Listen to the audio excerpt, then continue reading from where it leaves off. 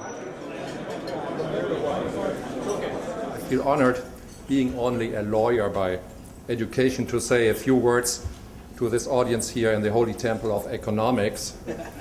But I think it's also true that it will need a joint effort from all kinds of experts to address the situation in Europe and in the US. So I'm looking forward to hear what Chairman Hans-Peter Keitel, as an engineer and a very successful entrepreneur, has to say. As representative of German industry and trade, the official liaison office of the Federal Association of Industries in Germany and the German Chamber Organization, I welcome very much the opportunity to again collaborate with the Peterson Institute for International Economics and of course with the German Embassy. Following a discussion about the Transatlantic High-Level Working Group on Jobs and Growth, I particularly would like to thank the Peterson Institute for providing a platform to discuss the subject of stability in times of numerous sovereign debt crises in the world. And I look forward to the discussion from our distinguished audience. I would also like to thank Ambassador Peter Ammon for taking the initiatives for today's event by inviting Mr. Keitel to Washington and for proposing the Peterson Institute as the most appropriate venue.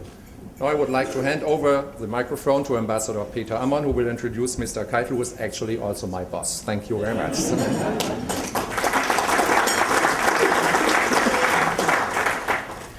Well, ladies and gentlemen, I'm pleased to present to you Dr. Hans-Peter Keitel. He is the president of the BDI, the German Federation of Industry, since 2009. And you should know that in this capacity, he represents 100,000 German companies with 8 million workers. Hans-Peter Keitel, you are a trained engineer and economist, and you hold a doctorate in civil engineering from Munich's Technical University. You were a long-time chairman of and CEO of one of Europe's largest construction companies, Hochtief. So you know the German economy from the shop floor to the boardroom. And through your work on projects all over the world, you epitomize in your personality the globalization of German industry. You have a bird's eye view how Germany preserved its manufacturing and even increased its share of world trade in the face of globalization. Ladies and gentlemen, Hans-Peter Keitel is well known in the US. He is a strong advocate of transatlantic economic integration and a supporter of the TEC, the Transatlantic Economic Dialogue. And among many other initiatives, he inaugurated the BDI US Business Roundtable under the auspices of the Munich Security Conference. On a personal level, he has a daughter who lives and works in Harvard. So I know that you admire America and the American way of life and the American way to do business. Hans-Peter Keitel, yours is a powerful voice, well heard and well respected in government and the wider public in Europe and beyond. And you are, of course, a frequent interlocutor of Chancellor Angela Merkel. Although you don't shy away from being a contrarian, as I remember well from my time in government in Berlin, I have asked you to come to Washington, and I'm so happy that you followed this invitation, because you bring a unique perspective on what is happening in Europe. And I know that Hans-Peter Keitel is known to have strong views on German strategy in the Euro crisis, where it's strong interest here. So, ladies and gentlemen, we all look forward to hear the German business world's perspective on how to achieve stability and growth. Ladies and gentlemen, Hans-Peter Keitel.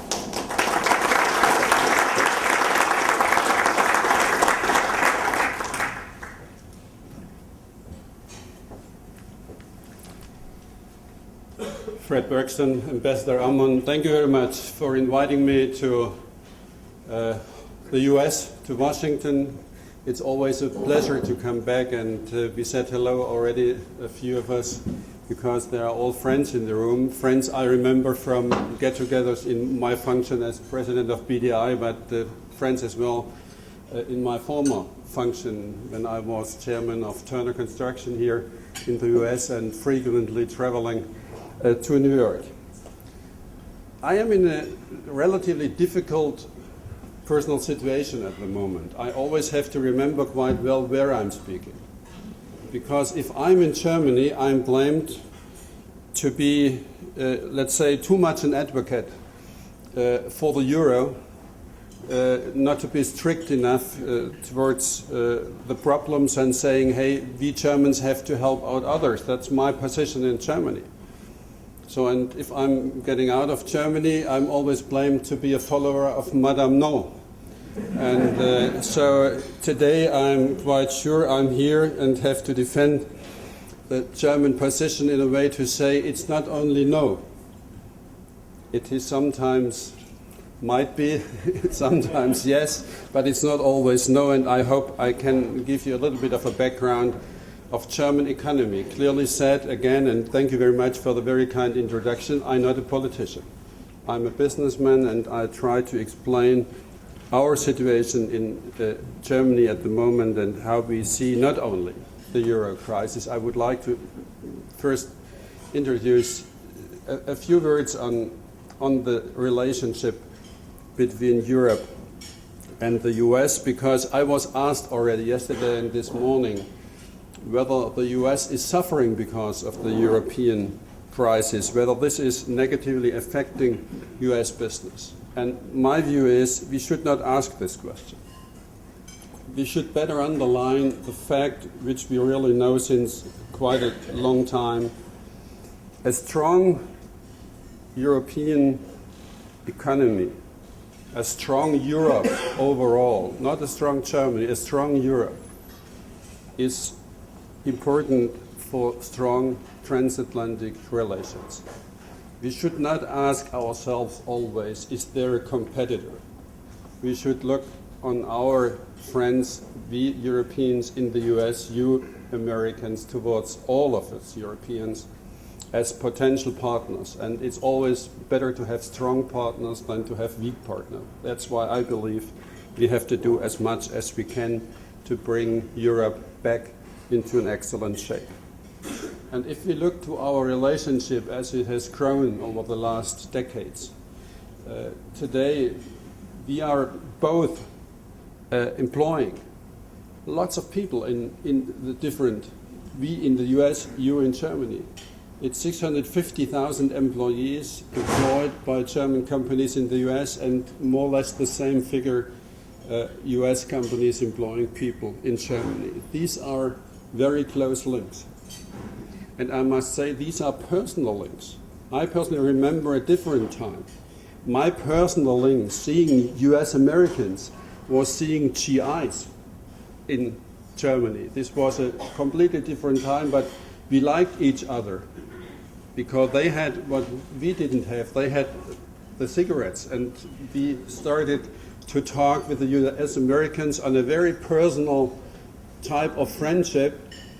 Just we young guys and they teaching us a sort of an accent which was not welcome in our secondary school, so we started to learn a different English, but we started again to understand the people from the US and to understand that there is a very firm common base.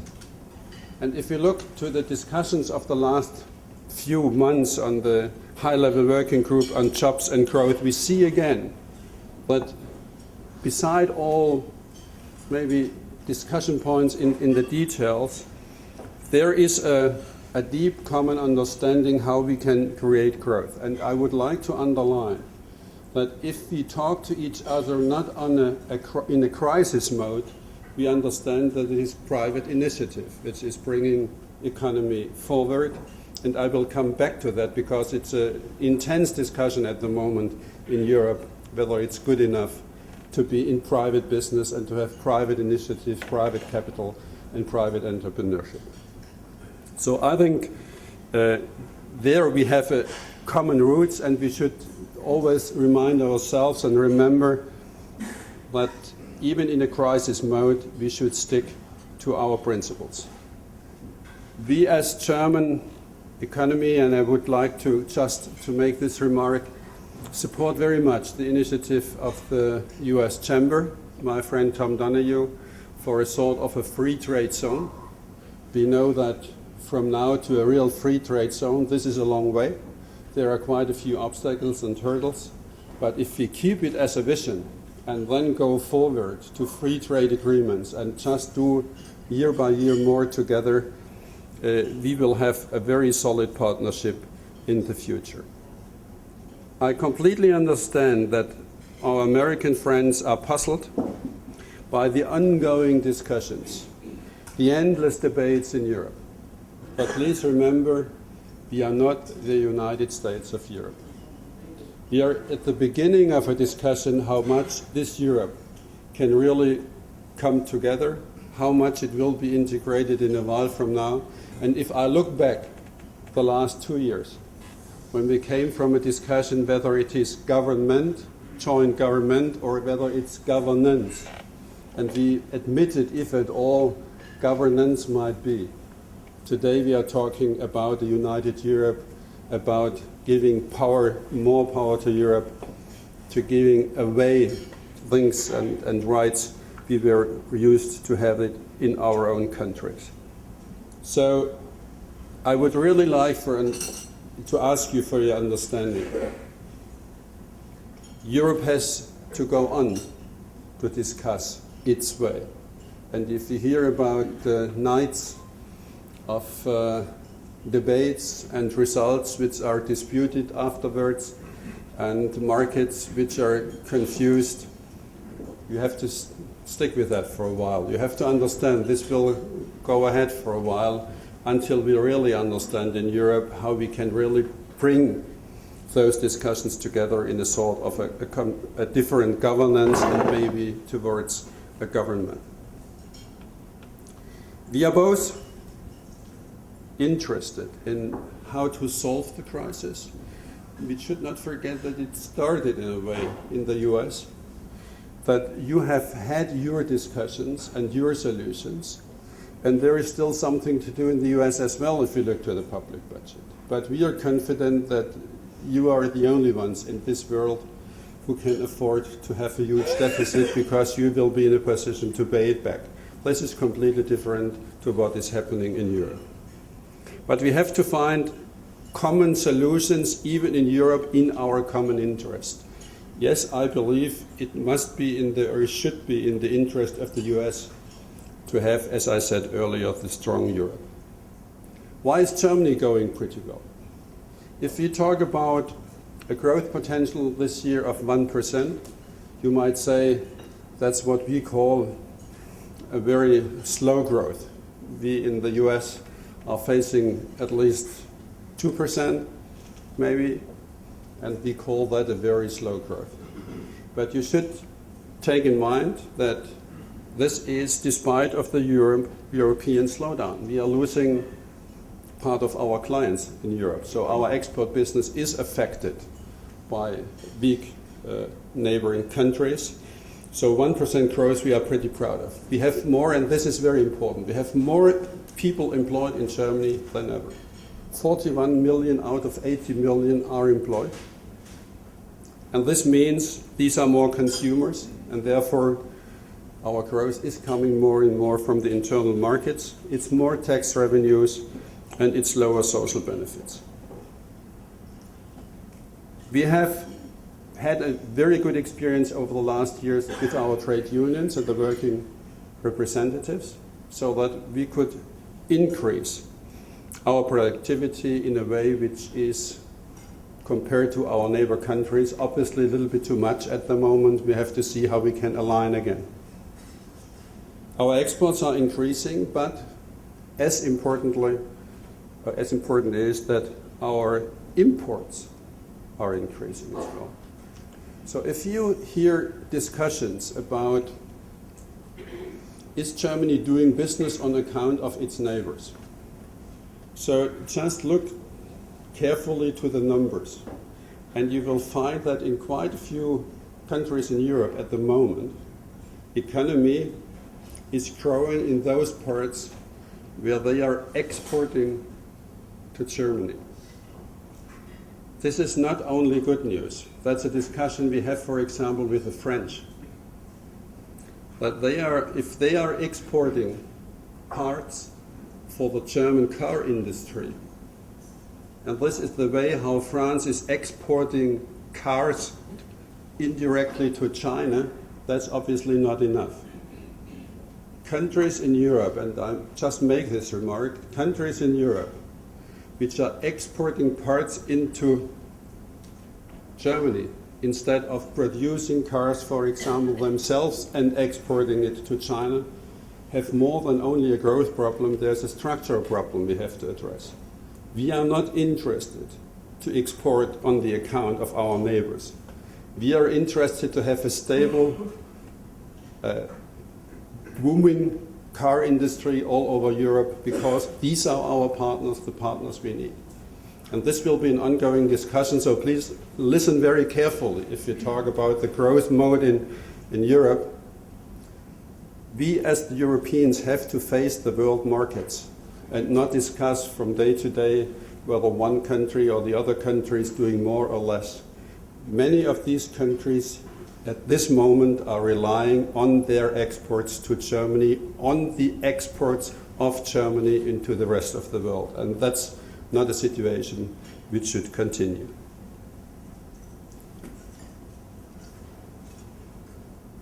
Another important remark, I think, is that if we look to the near future, the German locomotive might run out of steam. We are not a blessed country which can do each and everything. By the end of the year, we see a clear slowdown because of the weaker European markets. So if we talk about the possibility to bail out neighbors, we should have that in mind.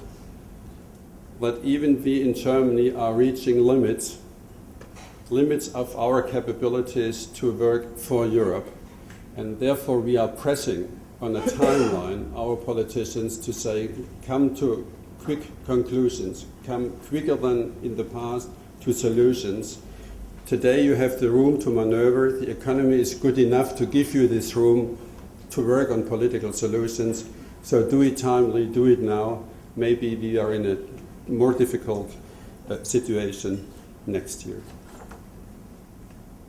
Now, how can we get our house in Europe in order? You talked, Fred, about the euro crisis, and I would say, yes, it is a euro crisis. I have been very optimistic until, let's say, half a year or so ago to say, yes, there is no doubt on the euro. It's only a question that we find a few solutions. I would still, in your case, bet on the euro. I can recommend to you, if you sign contracts in euro, you can sleep calmly. There is, in my view, no risk. But I would not be overly optimistic in saying the euro in a year from now is exactly the euro what it is today. So maybe we will have a eurozone which looks a little bit different from what it is today. Maybe we have to develop this eurozone into a closer cooperation which might then not be open for all the 17, and I'll come back to that. So if we want not only to be optimistic, if we want to be realistic and see where are the solutions, we have to work on long-term solutions. It is easy, and I was said many times in the past weeks, why don't you just print money? Go to the European Central Bank, they could solve the problem immediately. Yes, they could solve the problem immediately for a while. And maybe there is a view it would be good enough if it's solved until November this year. But this is a view which is more common in the US than in Europe. Definitely it's not a sustainable solution. The sustainable solution means that we get out of this rat race to provide more and more money, more and more umbrellas, more and more bazookas. I personally don't believe that the markets will give up one day in this rat race. They will ask each and every day for more money in these umbrellas if we don't show them that in the fundament, that there is materially a change, that we really succeed with our reforms, that we succeed in improving our European economy. So in the long run, and we should not forget that, it's the European economy itself which has to be competitive in world markets, which is the solution for the euro problem. And we have to work on this competitiveness of the European industry and the European economy. Everything else has to be done on the way to these long-term solutions.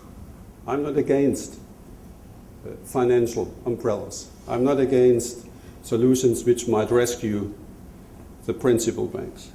But we have to clearly acknowledge that these are not the final and definite solutions. These are all solutions on the way to get back to the competitiveness Europe always had.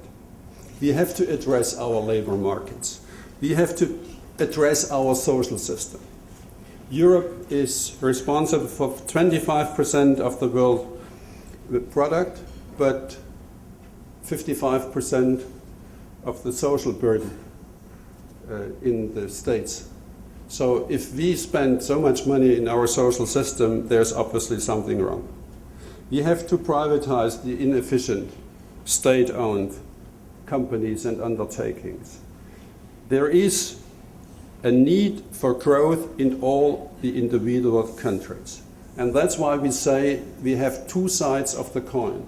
One is consolidation and one is growth. Many people believe we in Germany are insisting on consolidation only. And the French and the Italian and the Greeks are only looking on the other side of growth. That's not true. We all know that we have to do both. If states can be taken as hostages by the financial markets, something is going wrong. Therefore, consolidation has to reduce the public, the sovereign debt, in a dimension that the states become completely independent and sovereign again. If states are relying and dependent on financial markets, they are obviously losing sovereignty. And on the other side, there is no consolidation by only austerity policy. We have to have growth. And as I said, we might run out of steam by the end of the year in Germany. We might have a growth problem. But you will not listen to anybody in German economy asking for subsidies, asking for stimulus programs. We are asking for the possibility to invest private capital, to invest our brains, to be innovative, to do as much as we can on research and development. We do not believe that the states will help us out if there is a slower economy. And if I address quickly the summit of 2 weeks ago, you have heard about it. Only two elements. One is the banking union. Yes, we in Germany would like to have a banking union in Europe, but one step after the other. And the first is clearly a supervision system for the important banks in Europe. First of all, we have to install this supervisory mechanism with ECB or alongside ECB or independent from ECB. But first we need a supervisory body in Europe for the big banks. This is clear why it's welcome in Germany. We would not say we are giving away the banking supervisory system from Germany to Europe. That's true, but we are not saying we are giving it away. We say and understand other states would come closer to us if they gave their supervisory systems to the European Union. So it's clearly welcome. It's a question how quickly we can address all the practical issues. It's not easy. But the other elements asked for, deposit guarantees or a central resolution fund, first of all, they are violating European law. And there is no way, I must clearly say, there is no way to convince anybody in Germany that we should go for joint deposit guarantees before there is not a very clear-cut organization in place and has proved to be efficient. And the Central Resolution Fund is the same. I heard Chancellor Merkel saying, I have not left behind the communistic part of Germany to create a communistic Europe. I will not go for solutions where assistance and support does not go along with responsibility. So expect a sort of a banking union in first step, the supervisory body, but don't expect too early a sort of a deposit guarantee or central resolution funds. The next proposal which was made, I would like to quickly address, is project bonds. You know the discussion about Eurobonds, and will be no way at the moment to join Eurobonds, but there was the proposal, let's have project bonds. Project bonds to finance especially infrastructure. In all the discussions we had to underline that project bonds has two parts, project and bonds. And many of those who are discussing project bonds are looking to bonds. But first of all, we need projects. And this is a perfect example how discussions run in Europe at this moment. That there is a big idea. 80% of those discussing it are dreaming of more money. It will come from anywhere. But if you then ask precisely, let's define projects, it becomes very difficult. Most of these projects which were defined, I will tell you later in which countries we talked about, were defined when I started my career. And were not realized because they were never, feasible. Other projects are dreams of the next century. So to get really back to the ground and say, yes, we are supportive for project bonds, but at terms which would be acceptable for banks as well. Then we can go ahead and maybe facilitate the long-term loans and facilitate structured loans, the classic project finance, which does not exist at that moment in Europe. If the banks don't provide it, we can do something together, but we need the project. So let me quickly get through the different countries in the Eurozone, just to give you a little bit our view on how it could be managed and where we see the real problems. And I asked before that I can address all those countries and that I'm free to speak, that there is no limit. Fred, you confirm that? I will not be fired because of saying something critical to some of these countries.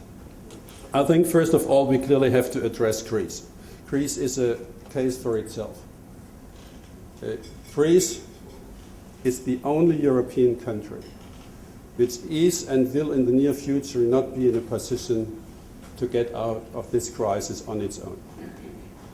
They are too far already in this crisis, and there is no structure in Greece which could really take over the responsibility for the rescue of this country. So we are clearly committed as Europeans to find a way for Greece. And yes, we are late.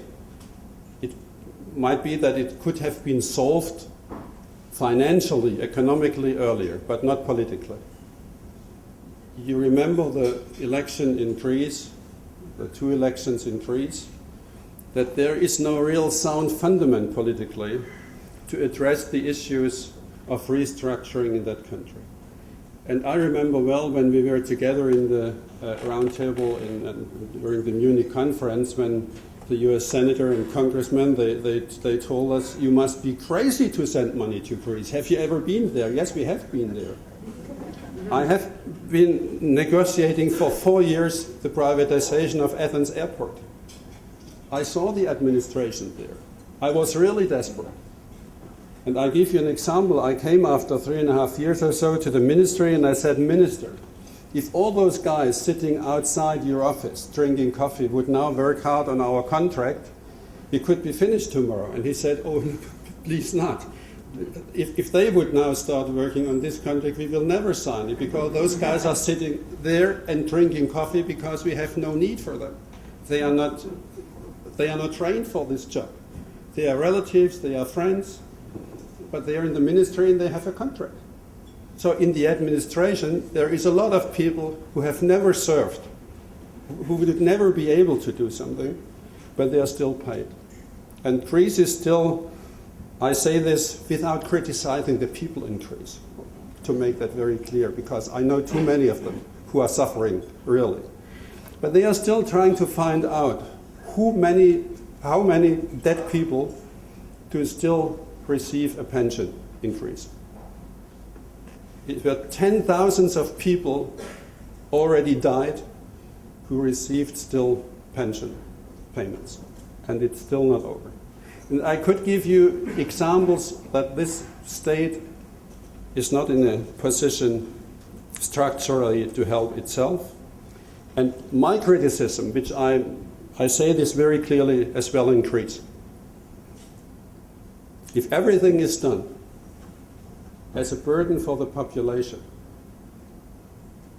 and those who could really do something, and in Greece there are very wealthy business people, if they ask us to co-invest with them in Greece, and we get in to Greece, and on the opposite lane the Greek investors are going out, there will be no way. And that's why I believe we have to find a way for Greece, that the elite of Greece, that those who are educated, who are in a position to, who are wealthy enough, who should be interested in their country and in the future of their country, that they participate in an overall solution which I see in a sort of a, let's say, bringing Greece into intensive care, and for the next 10 years to do something together to bring Greece into a situation where they can get off. We cannot kick them out. Legally it's impossible, and they will never leave the euro. So let's find a way together with Greece so that those who have really the strength and the power to do it, that they save their own country, but with our assistance. And if we go from Greece to the other countries, there is none of the other countries which could not do it on its own. Ireland has shown how to do it. They are back to the financial markets. They all can do it and have to do it. There is no way to bail out Italy or Spain. I'm not talking about others. So all we have to do together with these countries is to find a way for them to get out of the present situation. And there is a lot of optimism with Italy. Why? Italy has a very strong government at the moment. You should not forget that this is an expert government, not elected. So there will be elections next year in Italy, and this might change this picture. But at the moment, there is a very strong government. There is a very strong industry. Italy is a manufacturing country, an economy which is based on small and medium enterprises, family businesses, and highly interested to be competitive. So the best talks we have at this moment with colleagues from other countries is clearly Italy. And Italy is always underlining, we are not Greece, that's clear. And we are not Spain either. Spain, I believe, is in bigger trouble. Spain has to restructure. Spain has a lot more debt than they really knew. We will have to find a way to assist their banks. And I think we'll have a discussion with the Spanish industry after summer. We have to readdress and maybe jointly readdress the Latin American markets. That's their backyard. The big problem I see is that we have lost is too much, but that the grounds of discussion with France have weakened. France's economy is running behind Germany at the moment. And we should not forget in all our discussions about all technicalities, financial markets or whatsoever, there's a unique relationship in Europe between France and Germany. And there is a unique responsibility in Europe for Germany versus France. There is no way, and there have been discussions, serious discussions, but in my view there is no way that Germany is in the sort of Northern Europe and France in the sort of Southern Europe. We have to take care that the gap between France and Germany is not widening. And as I said, French economy is running behind. We have to do everything for growth and competitiveness in France. And there is the concern. The two completely different views, and that's what I said earlier with view to the United States. We are fully convinced that this is private business and that it is up to us to be competitive. And there is the deep conviction in France that it is the duty of the state and the government to create successful business. And I sincerely hope that we can overcome this gap in the discussion in a very near future. I addressed quickly in our discussion earlier, we would have liked to have the United Kingdom closer to us, to Europe. It's a pity, especially for Germany, but this counterweight in many issues is not any longer very close to us, and we hope that they come back. And we should not forget that there are a few other countries which are highly interested in a competitive Europe. They are not part of the euro, but they are part of the game. That's Poland, that's the Scandinavian countries, that's the Baltic countries.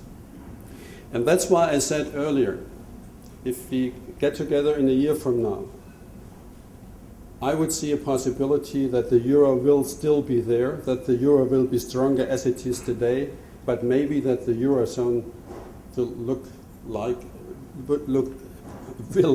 a little bit different from what it is today. Not the end of the euro, not a complete restructure, but maybe that a few countries are committed to more regulation, to more rules, to more common supervision than others. There might be that one country will be, as I said, in intensive care. If we talk about bailout solutions, automatic sanctions,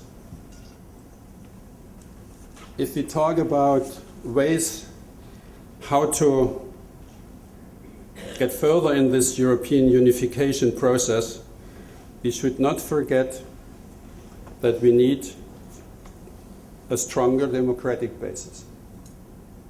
You all know that the Supreme Constitutional Court, the Federal Constitutional Court in Germany, will decide on 12th of September whether the fiscal treaty is acceptable. I don't have any doubts that this will be the case, but will decide as well on the European Stability Mechanism. And there I'm not 100% sure whether this will be an affirmative vote. So we need, with or without the Federal Court, more of an involvement of our population, and this would lead to their, let's say, intensive voting on all these European issues to referenda, and in my view there is no doubt that we would not get positive referenda at this moment. This has to be very carefully developed over the next few months and years.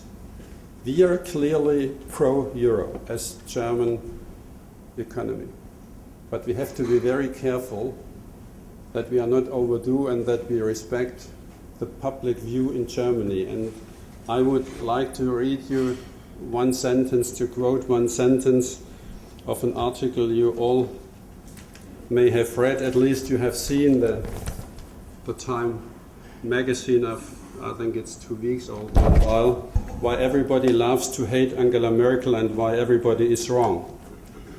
I'm reading the last sentence.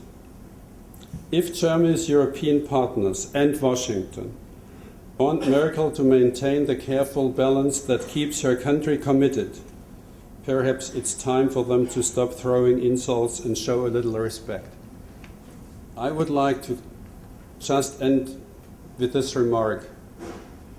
Yes, we have to be careful, not because of only respect, which is, I think, normal in the relationship to a leading politician, but we have to be careful to identify exactly this very fine line between going forward in the European unification and the danger if we have to go back to the population, which in this moment is, in my view, not prepared to follow very far. Thank you, and I'm here for your questions.